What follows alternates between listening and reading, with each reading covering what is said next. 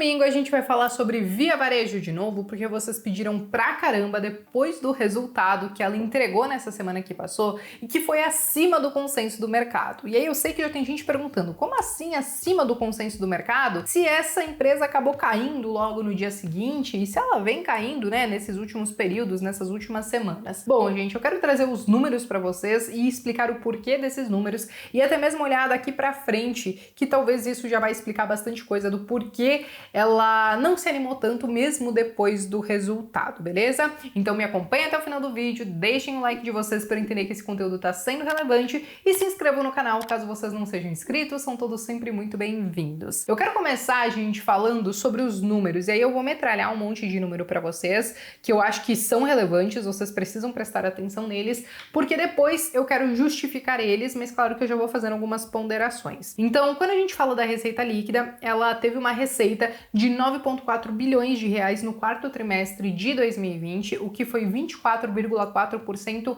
maior do que o mesmo período do ano anterior, ou seja, lá de 2019. Quando a gente fala do EBITDA dela, ela acabou entregando um EBITDA de 545 milhões de reais, sendo que no quarto tri de 19 ela tinha um EBITDA negativo, ou seja, estava bem engatinhando, sofrendo bastante naquele período. Claro que era muito próximo ali daquele período que eles começaram a colocar realmente em prática o plano de turnaround de Via Varejo. Quando a gente fala do lucro líquido, ela acabou entregando um lucro líquido de 336 milhões de reais. E aí, antes que as pessoas falem, mas teve não recorrente, sim, gente, teve ganhos, né? Teve lucros ali não recorrentes, assim como tiveram nos outros períodos do ano passado que ela entregou, e também foi com essa questão de impostos, né? Créditos de impostos. No caso dela, o ganho não recorrente, ele ficou na casa de 127 milhões de reais. Ou seja, mesmo se a gente tirar esse ganho não recorrente, ainda assim ela acabou entregando um resultado bem positivo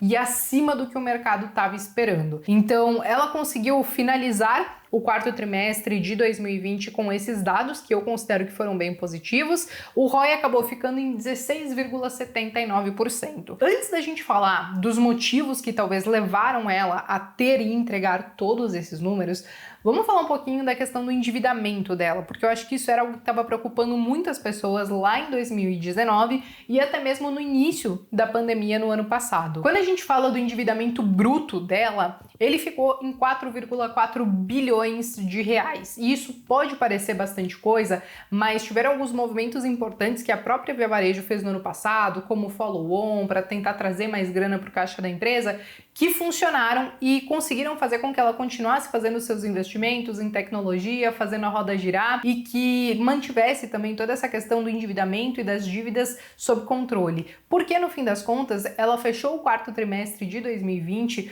com mais de 9,3 bilhões de reais em caixa. É claro que também a gente tem que considerar os recebíveis antecipáveis, né? Que ela pode antecipar os cartões de crédito e tudo mais. Então hoje ela tem um caixa relativamente mais confortável do que ela tinha no passado, e quando a gente fala da dívida líquida pelo EBITDA dela, então acabou ficando em 2,4 vezes. Não é um múltiplo que eu considero preocupante, eu ficaria muito mais preocupada se eu visse uma alavancagem acima de 3 vezes, 3 vezes e meia, acima de 4 vezes, e quando a gente olha a estrutura da dívida de Via Varejo, então em torno de 55, 60% são ali de curto prazo, que são para os próximos 12 meses, e quando a gente fala do restante, daqueles 40%, então isso é para longo prazo. Hoje, olhando como está a Via Varejo nessa questão de endividamento, eu vejo que ela melhorou bastante também. Mas beleza, gente, vamos falar dos porquês, né? O porquê que aconteceu tudo isso. Para isso, eu quero compartilhar esta imagem aqui com vocês. Quando a gente fala das vendas digitais, então eles conseguiram crescer bastante nesse canal. O número de vendedores, ou a própria questão do e-commerce, né, que cresceu mais de 112% no quarto trimestre de 2020, e também a gente precisa falar sobre a própria questão da logística, né? Então entrou a Zaplog, né? e ela conseguiu melhorar bastante essa questão de às vezes fazer entregas em 24 horas, em 48 horas. Claro que depende muito da região que você tá ali. Teve a própria questão daquele negócio do WhatsApp, o Me Chama no Zap, né? Eu já tinha falado para vocês num vídeo anterior sobre ela, que eu testei e sim, acabou funcionando, comprei televisão por esse Me Chama no Zap, né? E bom, tiveram todos esses fatores e ainda voltando para essa imagem que eu quero compartilhar com vocês, a gente também tem que falar do próprio Banqui, né? Que é o banco digital da Via Varejo. Então eles conseguiram expandir a carteira de crédito, teve uma abertura grande de contas também, mas claro que ainda é muito pequenininho. Eles mesmos falaram que precisam fazer investimentos muito maiores em tecnologia, chegou a se comentar algo em torno de 60% do CAPEX para os próximos períodos serem destinados para essa questão de tecnologia, para eles poderem crescer justamente nessa questão de logística, do Banqui e do próprio e-commerce, que parece que finalmente ela começou a se consolidar e sair daquele limbo que ela vivia de alguns anos atrás. Então ela conseguiu também crescer no próprio market share, né? Ela passou de 10% mais ou menos do mercado que ela tinha dessas vendas online para mais de 14%. Então esse é um salto relevante. É claro, gente, que a gente precisa entender que é um mercado muito competitivo, tem muitas empresas aí no e-commerce, muitas empresas grandes, inclusive, que têm até questões de logísticas melhores. A gente pode falar do Mercado Livre, a gente pode falar da própria Magazine Luiza, mas um ponto que eles frisaram bastante também nessa questão da Zaplog é que eles querem utilizar, inclusive, para atender terceiros, né? Outras empresas do e-commerce. Na verdade, eles já atendem, por exemplo, uma Centauro,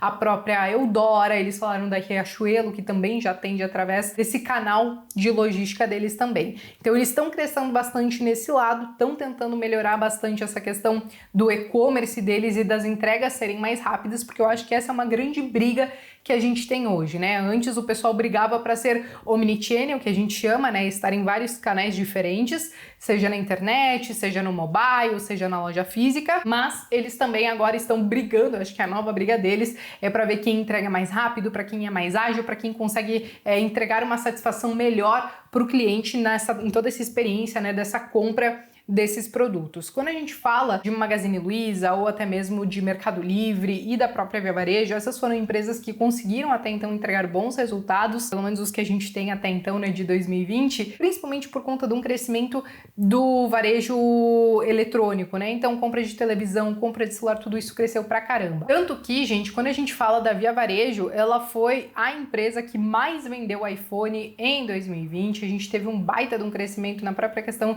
de televisão e tudo mais. Então a gente está vendo um grande avanço. Ela também disse que está entrando em outros canais, então para vender alimentos não perecíveis e tudo mais. Isso é importante, faz parte, né, do plano de expansão, não somente dela, mas também como de outras empresas, né? Agora a questão que a galera fica perguntando é, beleza, mas e a questão do auxílio emergencial, né? Porque muita gente achou que todo esse resultado que ela entregou no ano passado foi impulsionado justamente por conta do auxílio emergencial. Eles falaram que nesses meses que não teve auxílio emergencial, né, eles não sentiram diferença nenhuma, porque eles conseguiram continuar crescendo, então eles compensaram bastante por conta disso, e eu acho que esse é um caminho que qualquer outra empresa, seja Mercado Livre, Magazine Luiza, Lojas Americanas, Via Varejo, todos eles, alguns já conseguem, os que não conseguem têm que buscar isso, não depender necessariamente de um auxílio emergencial. Você precisa ter um modelo de negócio, você precisa estar ali em expansão ao ponto de você não precisar ou não ser fortemente impactado por conta disso, né? Dito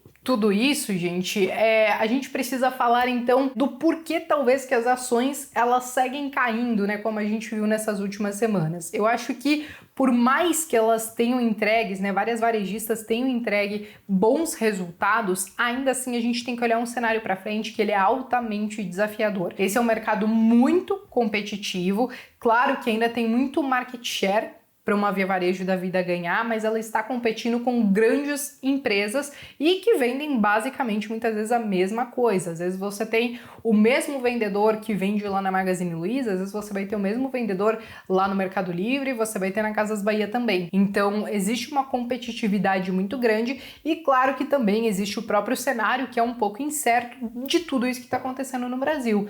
Pandemia pegando aí mais uma vez de maneira muito forte, vários estados entrando, né, em lockdown novamente ou lockdown parcial, muitas lojas ficando fechadas, então isso acaba assim afetando a receita dessas empresas que também dependem de vender nas lojas físicas. Então acho que o cenário ainda é um pouco incerto, por isso que as ações podem sofrer um pouco, mas ainda assim, quem gostar do setor, quem procura oportunidades, né, nesse setor, é sempre muito interessante avaliar o modelo de negócio e entrar muitas vezes antes que todas as situações se resolvam, porque aí pode ser que o papel já tenha ficado caro o suficiente, não deixando mais oportunidade pra gente entrar, beleza? E bom, gente, cansei de falar hoje, praticamente nem respirei fazendo esse vídeo, mas porque tinha muita informação. Mas vamos lá, num resumo, num balanço geral, eu acho que o resultado foi positivo. Vamos aguardar os próximos resultados dos próximos trimestres para ver se a Via Varejo vai continuar nessa toada. Vamos acompanhar também os resultados das outras varejistas para ver se elas conseguiram também avançar, né? E vamos torcer para que sim, para que as empresas, mesmo em um ano difícil, tenham conseguido ir bem. Mas agora eu quero saber de vocês. Vocês investem ou investiriam em Via Varejo? O que vocês acharam do resultado? Vocês acham que finalmente esse turnaround realmente foi feito assim como eles falaram lá na apresentação deles? Escreva aqui nos comentários que eu quero saber e eu vejo vocês então no próximo vídeo.